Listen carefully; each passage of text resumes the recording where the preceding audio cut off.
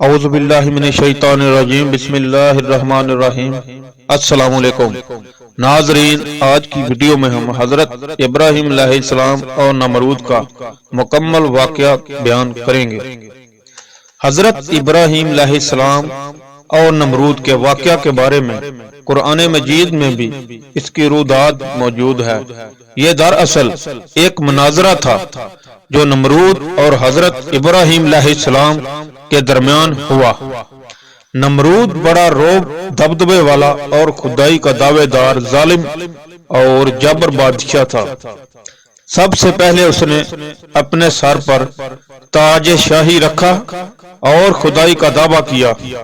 یہ ولد الزنا اور حرامی تھا اور وہ زنا کے نتیجے میں پیدا ہوا تھا۔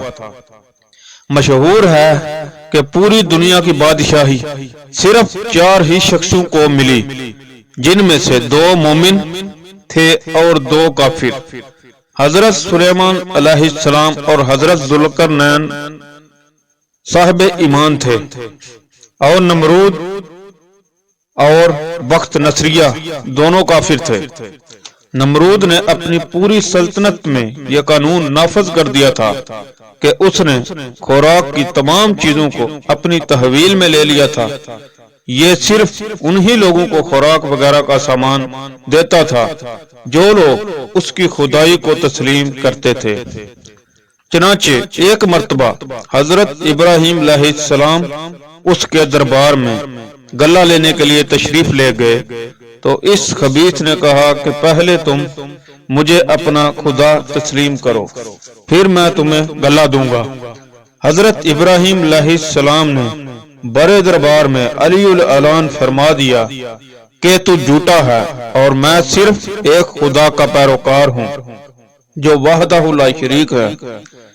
یہ سن کر نمرود آپے سے باہر ہو گیا اور آپ علیہ السلام کو دربار سے نکال دیا اور ایک دانہ بینا دیا۔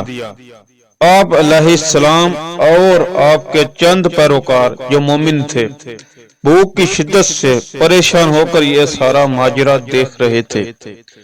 اس وقت آپ علیہ السلام ایک تھیلا لے کر ایک ریت کے ٹیلے کے پاس تشریف لے گئے اور تھیلے میں ریت بھر کر لائے اور اللہ تعالی سے دعا مانگی تو وہ ریت آٹا بن گئی، اور آپ علیہ السلام نے اس کو اپنے ساتھیوں کو کھلایا اور خود بھی کھایا۔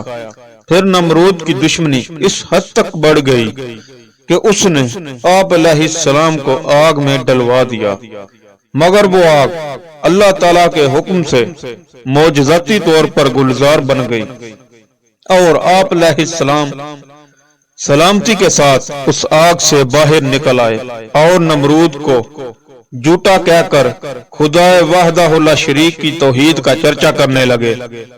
نمرود نے آپ علیہ السلام کے کلمہ حق سے تنگ آ کر ایک دن آپ علیہ السلام کو اپنے دربار میں بلایا اور مناظرہ شروع کر دیا اور کہا، اے ابراہیم علیہ السلام، بتاؤ تمہارا رب کون ہے جس کی عبادت کی اور تم لوگوں کو دعوت دے رہے ہو؟ آپ علیہ السلام نے فرمایا، اے نمرود، میرا رب وہی ہے جو لوگوں کو جلاتا اور مارتا ہے۔ نمرود نے کہا، یہ تو میں بھی کر سکتا ہوں۔ چنانچہ اسی وقت اس نے 2 قیدیوں کو جیل خانہ سے باہر بلوایا۔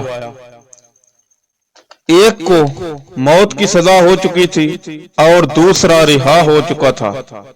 نمرود نے پھانسی پانے والے کو تو چھوڑ دیا اور بے قصور کو پھانسی دے دی اور بولا کہ دیکھ لو، جو مردہ تھا میں نے اس کو جلا دیا اور جو زندہ تھا میں نے اس کو مردہ کر دیا۔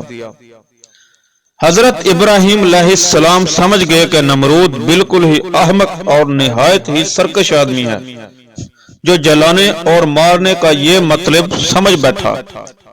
اس لیے آپ علیہ السلام نے اس کے سامنے ایک دوسری بہت ہی واضح اور روشن دلیل پیش کی۔ چنانچہ آپ علیہ السلام نے ارشاد فرمایا، اے نمرود، میرا رب وہی ہے جو سورج کو مشرق سے نکالتا ہے۔ اگر تو خدا ہے تو ایک دن سورج کو مغرب سے نکال دے۔ نمرود حیران رہ گیا اور کچھ بھی نہ بول سکا۔ اس طرح یہ مناظرہ ختم ہو گیا اور حضرت ابراہیم علیہ السلام اس مناظرے میں فتح مند ہو کر دربار سے باہر تشریف لائے اور توحید الہی کا واعظ علی الاعلان فرمانا شروع کر دیا۔ حضرت ابراہیم علیہ السلام خداوند کی توحید کے اعلان پر پہاڑ کی طرح قائم رہے اور نمرود کی بے شمار فوجوں سے بھی خائف نہ ہوئے، بلکہ جب اس ظالم نے آپ علیہ السلام کو آگ کے شعلوں میں ڈلوایا، اس وقت بھی آپ علیہ السلام کے عزم و استقلال میں بال برابر بھی لغزش نہیں ہوئی اور آپ علیہ السلام برابر نعرہ توحید بلند کرتے رہے۔ پھر اس نے آپ علیہ السلام کو مناظرے کا چیلنج دیا اور دربار شاہی میں طلب کیا تاکہ شاہی روب و دبدبا دکھا کر آپ علیہ السلام کو مرعوب کر دے، لیکن آپ علیہ السلام نے بلا خوف و خطر دلائل پیش کیے اور اسے جھوٹا ثابت کر دیا۔ بالآخر حضرت ابراہیم علیہ السلام کی صداقت و حقانیت کا پرچم سر بلند ہو گیا اور نمرود ایک مچھر جیسی حقیر مخلوق سے ہلاک کر دیا گیا۔ حضرت ابراہیم علیہ السلام کے اسوہ حسنہ سے علماء حق کو سبق لینا چاہیے کہ باطل پرستوں کے مقابلے میں ہر قسم کے خوف و ہراس اور تکالیف سے بے نیاز ہو کر آخری دم تک ڈٹے رہنا چاہیے اور یہ ایمان و یقین رکھنا چاہیے کہ ضرور نصرت خداوندی ہماری امداد و دستگیری فرمائے گی اور بالآخر باطل پرستوں کے مقابلے میں ہم ہی فتح مند ہوں گے اور باطل پرست یقیناً ہلاک و برباد ہو جائیں گے۔ بہرحال حضرت ابراہیم علیہ السلام کا یہ طرز فکر و عمل اور آپ علیہ السلام کا یہ اسوہ حسنہ تمام حق پرست عالموں کے لیے چراغ راہ ہے، اور حقیقت یہ ہے کہ آپ علیہ السلام کے اسوہ حسنہ پر عمل کرنے والے ضرور کامیابی سے ہمکنار ہوں گے، اور یہ وہ تابندہ حقیقت ہے جو آفتاب عالم تاب سے بھی زیادہ تابناک اور روشن ہے۔